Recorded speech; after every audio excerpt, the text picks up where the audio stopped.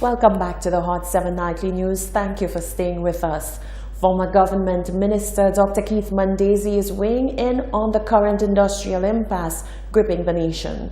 With an apparent sick-out by civil servants and teachers, Dr. Mondesi says it is clear to see the frustration of those who seek resolve to negotiations.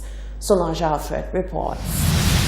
Former UWP Minister Dr. Keith Mondesi says the current government of St. Lucia has dropped the ball in terms of addressing the needs of the civil servants and teachers. According to Mondesi, the frivolous spending habits of the government borders on insanity.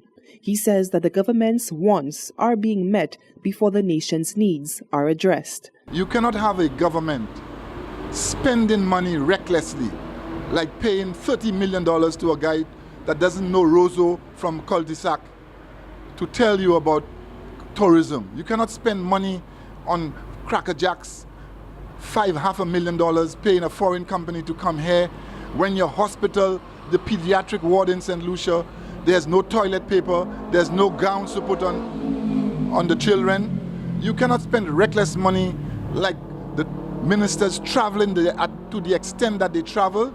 You cannot spend the kind of money that this government is spending, millions of dollars, going into St. Jude's Hospital, taking another $80 million to put a new wing again when the other one that's there already can exist, because it existed at the hospital before the Prime Minister and all the ministers were born. So they're spending a lot of unnecessary money.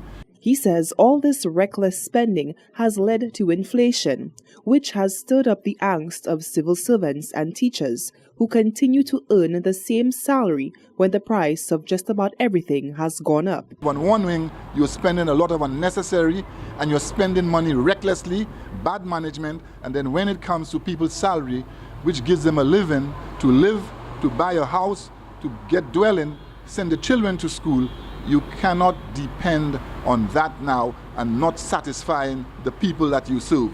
Meanwhile, the unions representing both civil servants and teachers continue to request resolve from the government negotiating team. So right now, what is happening with the unions and the government will have to show slit because they have spent too much useless money. If you have money to spend uselessly, you have money to pay salaries. That's my opinion. As the union continues to apply pressure on the GNT, their members await the next steps that will hopefully bring about speedy resolve to a matter they say has been dragged out. Reporting for Hot 7 News, I am Solange Alfred.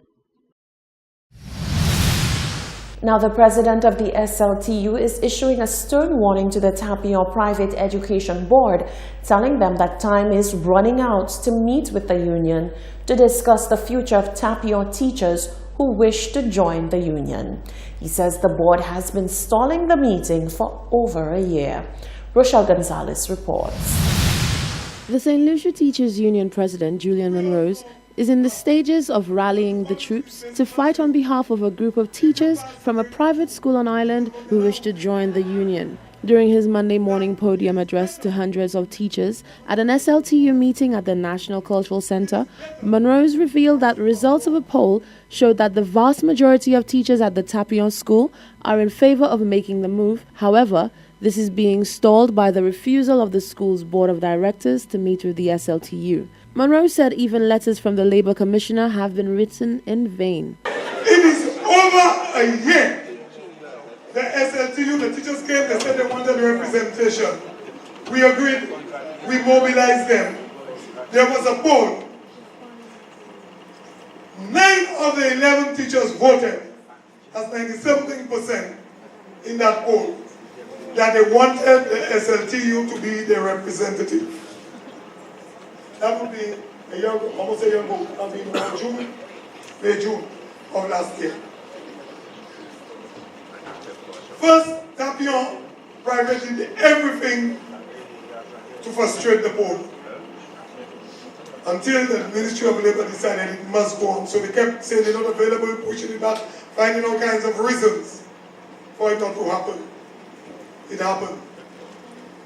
Since that time, we are writing to the board of Tapion Private for a meeting, which is in keeping with the law of this country, and they have refused to meet with the SLTU. The SLTU president said on the date set for a meeting by the Labour Commissioner, the union waited on the board for hours but they never showed up. He went on to say that they are willing to wait no more. I think the SLTU's patience with Tapion Private is wearing out. And so, we may very well be calling on our members to go out there and to give these teachers, they are colleagues of ours, support. When we call upon you, you must turn up in your large numbers. Tomorrow. Because we will have to go outside of Tapion Private to bring the message. The Tapion School is one of the island's leading private learning institutions for preschoolers, infants, and primary school students. Reporting for Hot 7 News, I'm Rochelle Gonzalez. Former Minister Dr. James Fletcher rebuts the charge of political bias leveled against people who speak out on issues affecting them and the country. He says it is time that St. Lucia gets to a level of maturity where people can freely express their opinions on political and national matters without fear of victimization. Stop playing politics. It's a popular refrain given the tense division on national issues. Supporters of the government level the charge of political bias against critics of the administration's policies. Supporters of the opposition, on the other hand, level the criticism against those who applaud government policies. Former Minister Dr. James Fletcher says it's an immature view of national discourse. He says the right and responsibility of citizens to air their views must be respected. It's okay to be critical of the government and not support the opposition. It's okay to be critical of the opposition and not support the government. It's okay to enjoy and participate in independent celebrations even if your party is not the one in power. And I think that's the level of maturity we need to get to. So I need to be able to say, okay, you know what the government is doing, I don't agree with it. I don't agree with the government's policies on tourism. I don't agree with the way it's treating with our human resource. That doesn't mean that I am a spokesperson for the opposition. It means I'm a St. Lucian, and I have a right as a St. Lucian to express an opinion on the way in which the government is running the country. That is my right. If I'm not happy with the way the opposition is doing something, I have a right to say, I don't think the opposition is being effective. I don't think they're doing this properly. And that doesn't mean that I'm a spokesperson for the government or I support the United Workers' Party. Dr. Fletcher says the resulting victimization that is meted out to those who dare speak out on political matters has no place in an enlightened society. We must develop that level of maturity where we feel free and empowered to speak on issues. We need people to speak on issues because we need politicians to understand that they are accountable to people. That is not just a matter of you get voted in and you have 5 years to do as you please. He says further that political affiliation is the right of every citizen and people's ability to earn a living should not be threatened on that basis. It is okay if you want to be a member of the United Workers' Party and say you're a member of the United Workers' Party and nobody has a right to call you a hack or anything. That's your right. If you want to be a member of the St. Lucia Labour Party and you say I'm a member of the St. Lucia Labour Party, nobody has any right to castigate you and say that, oh, you this and you that. There are people in the United States who identify as Democrat and Republican, and that does not imperil their job opportunities. That doesn't mean that when they go to a bank they won't get a loan. That doesn't mean that they are any less citizens of the United States of America. So why is it that people are mortally scared when the government changes, that because I supported this party and the party is no longer there, that I have to be worried about my job? We have to stop that nonsense. We can't have a population of 175,000 people, and every time there's a change in election, 40% of the population is worried that it will lose its job or it will get victimized or its family members will find themselves in a perilous position because of positions that they took during the campaign. That's nonsense. That's absolute nonsense. Dr. Fletcher says it's up to the people of St. Lucia to send a clear message that political victimization will not be tolerated by any government. He reminds citizens that the will of over 100,000 people cannot be arbitrarily overruled by 17 parliamentarians. A call is being made for fairness where it is due in the form of payment to teachers who grade CXC SBA papers. The president of the SLTU says CXC is big business and a lot of money is being paid to oversee the exams, and therefore it is only fair that teachers get paid as well. As part of their ongoing quest to seek a pay rise and compensation for their works, the St. Lucia Teachers Union is also demanding payment to teachers for the role that they play in grading papers of students who write the Caribbean Examination Council (CXC) exams. SLTU President Julian Monrose said the fact that teachers have been taking such a costly task for free over the years is unfair to say the least. Monrose said across the region, the council has been increasing the workload for teachers, yet said teachers are not being compensated. The issues, he said, have been raised with the government negotiations team for careful consideration. We raised that and we told them that the government, as our employer, needs to do something about that because it was wrong for them to tell us it is part of our work. It is not. We don't work for CXC. We work for the government of St. Lucia, and it is against all international standards for the government to give our labor to a third party. If I employ you to work for me, and I'm paying you to work for me, I could not, the word is not coming, but I could not outsource your labor to a third party. It's not proper. And that is what we're doing. So in other words, we are working for CXC for free. One of the specific roles played by teachers is the marking of the school-based assessments, otherwise known as SBAs. Monroe said the assessments play a major role in the CXC exams, and so grading them should not be overlooked. If the child does not have an SBA, the child fails outright. Outright. So the SBA is an essential component of the exam. In fact, it is paper one. Paper three, they call it. Or they put paper three first. Okay.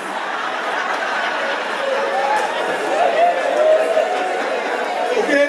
It's paper three. And so, if you are paying for the moderation of the SBA, if you are paying for paper 2 or 1, whichever it is, you pay for the other papers. You pay when you have the practical subjects, the people who come in to see the practical work. You pay for that. Why aren't you paying for part 3 of the exam?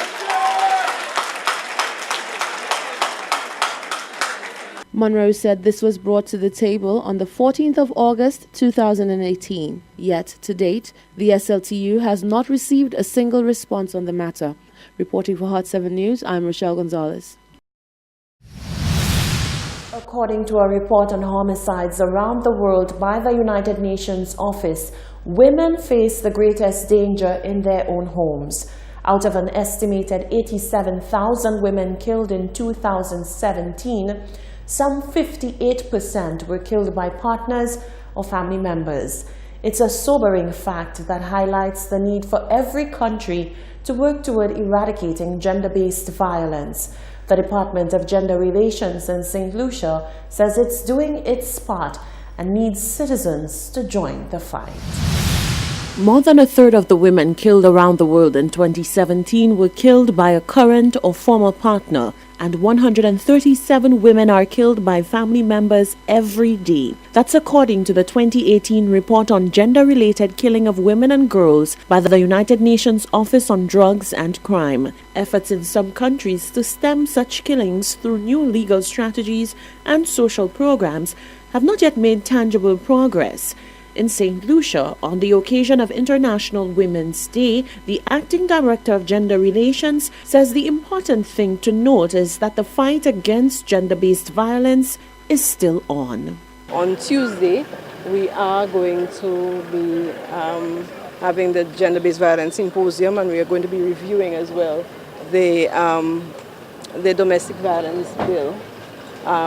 These are supposed to assist us in finding out exactly where we're at and then to determine where we have to go. St. Lucia has been rocked by gender-based violence on multiple occasions, cases like that of Kimberly DeLeo. Joseph says we must all take a personal responsibility and adopt a zero-tolerance approach toward gender-based violence. It means reporting crimes and empowering girls and women. We all have homes, don't we? And so we have to recognizing that fact, recognize that we have a responsibility as individuals to protect ourselves and to protect those around us. So I think that the responsibility of the Department of Gender Relations, where that is concerned, is to at least allow people to learn, build capacity, make it known, and give them the skills that they require to be able to make that change. But the change has to occur from within.